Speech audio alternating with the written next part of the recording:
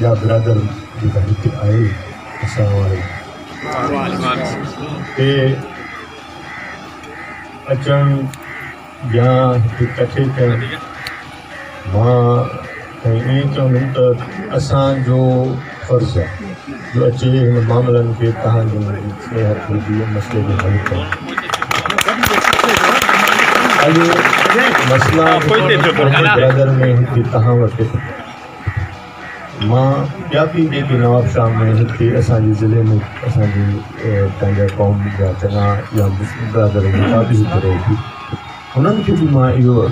सम्झो त हिकिड़े क़िस्म जो अर्ज़ु कयो बिरादरी जो हुकुम कयो उहो इहो इन करे था चऊं त इहे मामला